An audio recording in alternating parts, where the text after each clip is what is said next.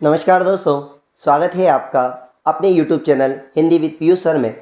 और मैं आज आपके लिए लेके आया हूँ 12th क्लास हिंदी पाठ्यक्रम और अंक विभाजन।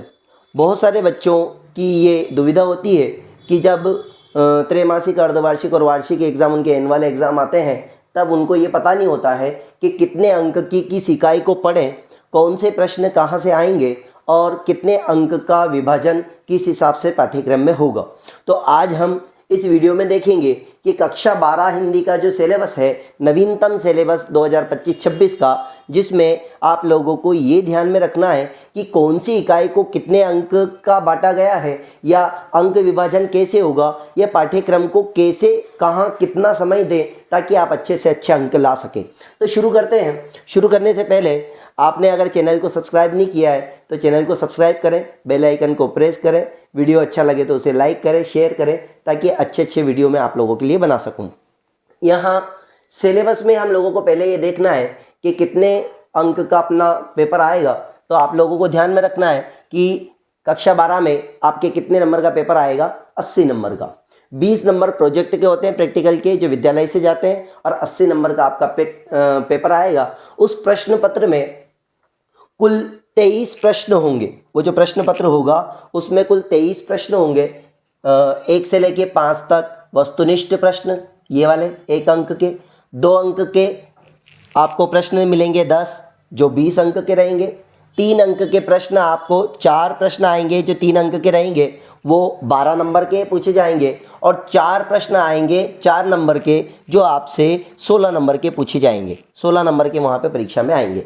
इस तरह से कुल मिलाकर 80 नंबर का एक पेपर आपका आएगा।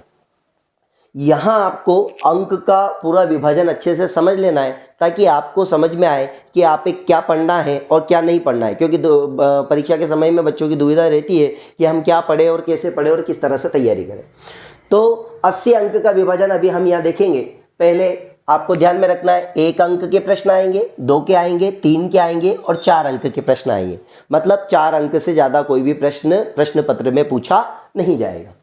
अब 1 अंक के जो प्रश्न हैं वो 1 से लेके 5 तक वस्तुनिष्ठ रूप में आते हैं और वस्तुनिष्ठ रूप में पूछे जाते हैं। उनका प्रकार होता है रिक्त स्थान, सही जोड़ी, वस्तुनिष्ठ मतलब सही विकल्प का चयन करना, और एक वाक्य में उत्तर। इस तरह से सत्य असत्य को जोड़कर 1 से लेके 5 तक जो प्रश्न है वो 1-1 अंक के आते हैं और कुल 32 नंबर के वस्तुनिष्ठ प्रश्न आपसे पूछे जाएंगे।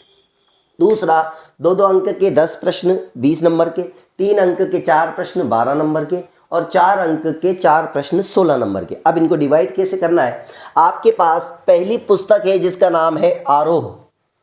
आरोह के 2 खंड है, एक पद्य खंड और एक गद्य खंड। तो पद्य खंड और पद्य साहित्य का इतिहास कितने नंबर का पूछा जाएगा? 17 अंक का। आरोह, काव्य खंड और पद्य साहित्य का इतिहास दोनों मिलाकर कितने अंक के पूछे जाएंगे परीक्षा में? 17 अंक के। अब 17 अंक को डिवाइड करना है कैसे, वो अभी मैं आपको बताऊंगा।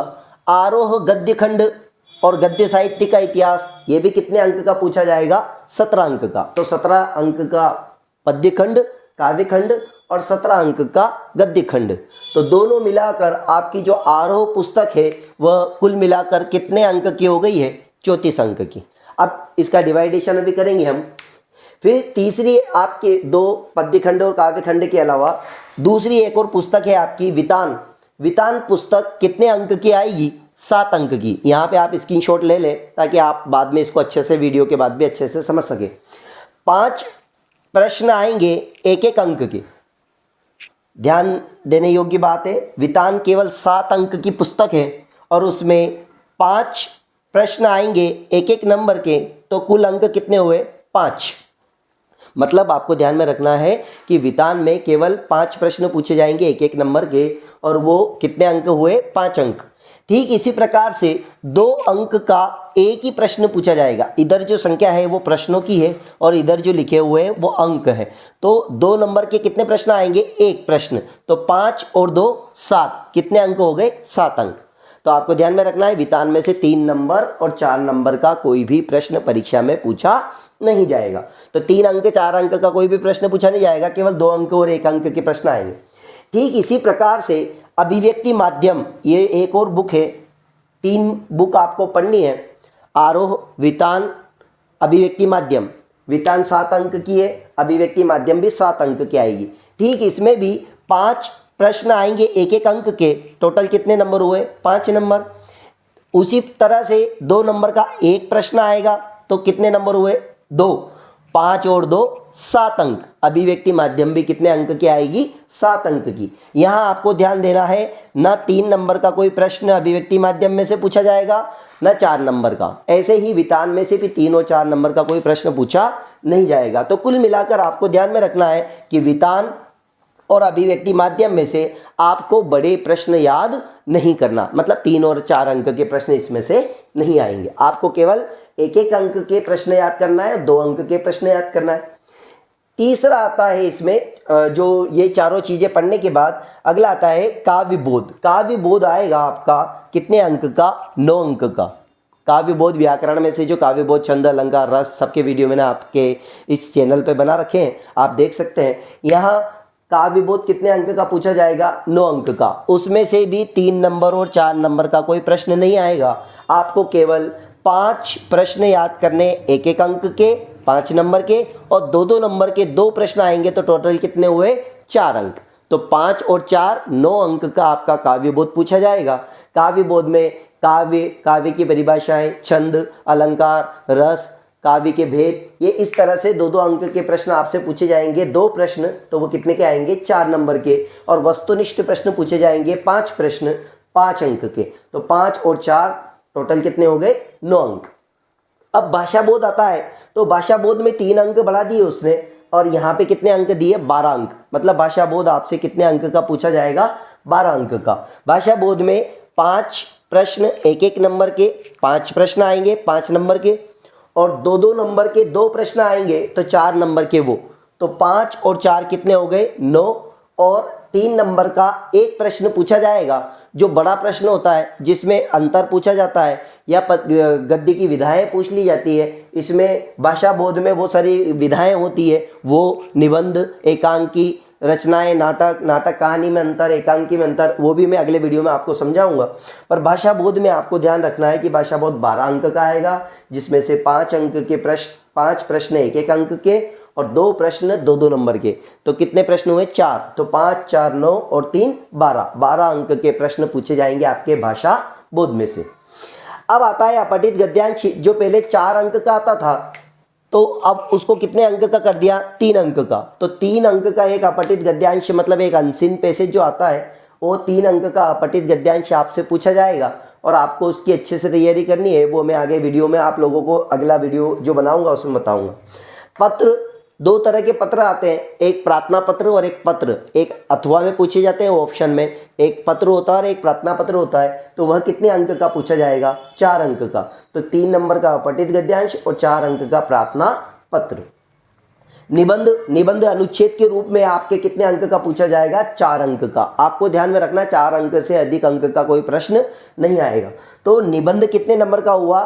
4 अंक का। प्रार्थना पत्र 4 अंक का। 3 नंबर का आपका अपठित गद्यांश, 12 अंक का आपका भाषा बोध, 9 अंक का आपका काव्यबोध, 7 अंक की आएगी आपकी पुस्तक अभिव्यक्ति माध्यम, 7 अंक की आएगी वितान पुस्तक, और आरोह के 2 खंड है, काव्य खंड और गद्य खंड। अब प्रश्नों पे ध्यान देते हैं कि जो बड़े बड़े प्रश्न हैं वो किस तरह से याद करें, तो उस पर ध्यान देंगे। तो आरोह काव्य खंड में से 6 प्रश्न पूछे जाएंगे 1-1 नंबर के। तो कुल कितने नंबर हुए? 6। 2-2 अंक के 2 प्रश्न पूछे जाएंगे तो वो कितने हुए? 4। 6 और 4 10। 3-3 अंक के 3 अंक पद्य खंड में से आएंगे, 3 प्रश्न। तो एक प्रश्न 3 अंक का आ रहा है तो 3 नंबर, और एक प्रश्न 4 अंक का आ रहा तो 4 नंबर। ऐसे करके कुल कितने नंबर की आएगी? 17 अंक की। भाषा इसमें आरोह काव्य खंड में, जो काव्य खंड है, जो पुस्तक है आपकी पद्य खंड, उस पद्य पुस्तक में 17 अंक के प्रश्न पूछे जाएंगे। अब आप 3 अंक और 4 अंक का कोई भी बड़ा प्रश्न पद्य खंड में से याद ना करें, केवल कितने याद करें? 1 अंक और 2 अंक के। अब 3 और 4 के याद क्यों नहीं करें? क्योंकि 3 में कवि परिचय आएगा, जितने भी आपके कवि दे रखे हैं, हरिवंश राय बच्चन से लेकर फिर आप गोरखपुरी तक, जितने भी कवि दे रखे हैं वो सारे कवि, उनमें से एक कवि का परिचय 3 अंक का आपसे यहाँ पर पूछा जाएगा। और उसी में से पद्य खंड में से ही एक पद्यांश की व्याख्या आप लोगों से पूछी जाएगी कि पद्यांश की व्याख्या संदर्भ सहित सप्रसंग कीजिए, तो वो कितने अंक की आएगी? 4 अंक की। तो आपको कोई भी 3 और 4 अंक का बड़ा प्रश्न इसमें से याद नहीं करना है, केवल क्या याद करेंगे? कवि परिचय और पद्यांश की व्याख्या। 1 नंबर और 2 नंबर के मैंने आपको इसमें बताए। अब ये प्रश्न आएंगे कैसे, वो देखो। आरोह गद्य खंड में या गद्य साहित्य के इतिहास में से भी 6 प्रश्न 1-1 नंबर के पूछे जाएंगे, 6 अंक के। 2 प्रश्न पूछे जाएंगे 2-2 नंबर के, तो वो भी कितने अंक के हुए? 4 अंक के। और 3 नंबर का एक प्रश्न, मतलब जैसे ऊपर कवि परिचय पूछा जा रहा था, ठीक उसी प्रकार से नीचे क्या पूछा जाएगा? लेखक परिचय।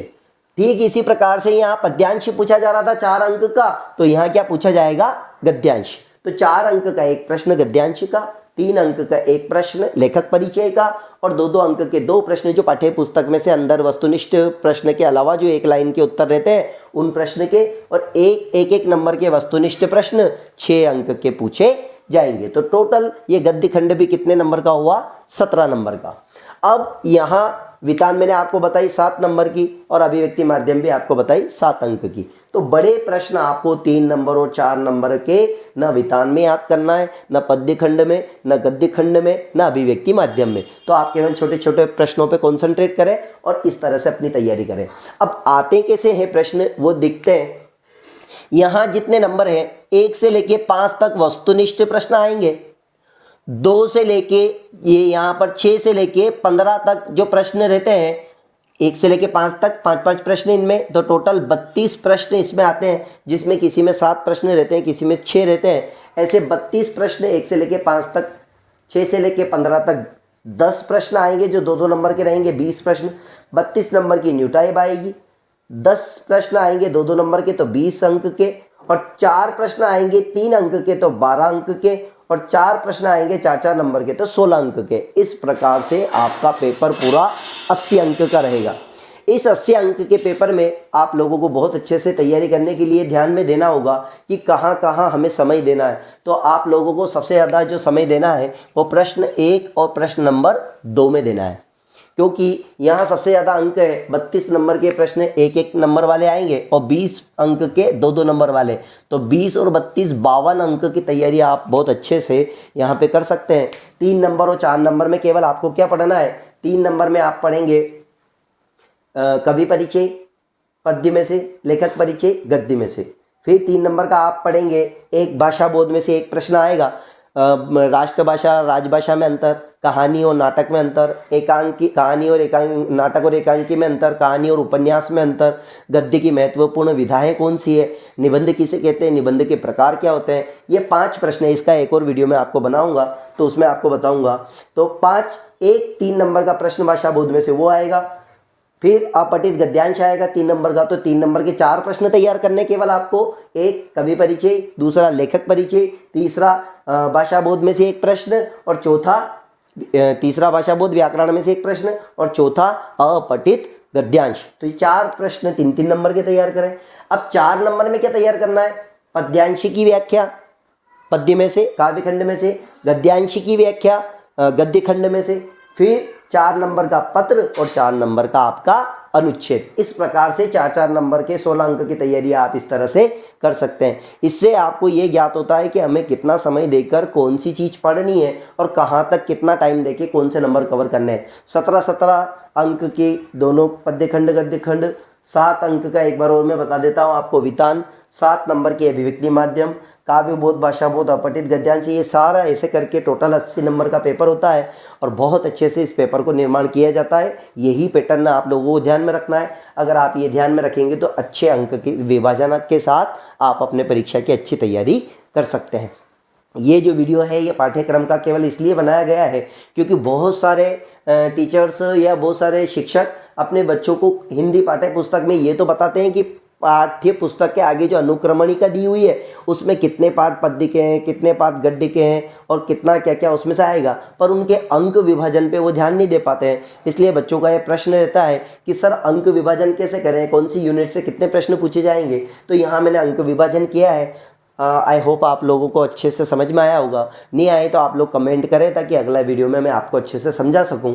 अब यहाँ इसके बाद जो अगला वीडियो आएगा, मैंने काफ़ी बहुत पूरा वीडियो बना के आप लोगों के लिए डाल रखा है। अगला वीडियो जो आएगा उसमें हम कक्षा 10 का सिलेबस, कक्षा 10 का जो पाठ्यक्रम रहेगा हिंदी का वो, और कक्षा 10 के जितनी भी बिंदु रहेंगे वो डिस्कस करेंगे।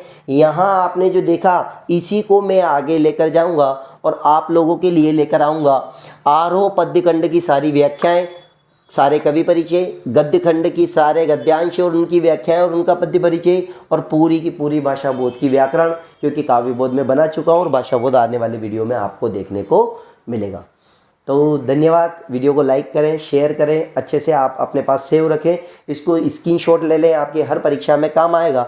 इसके साथ एक जानकारी और मैं आप लोगों को देना चाहता हूं।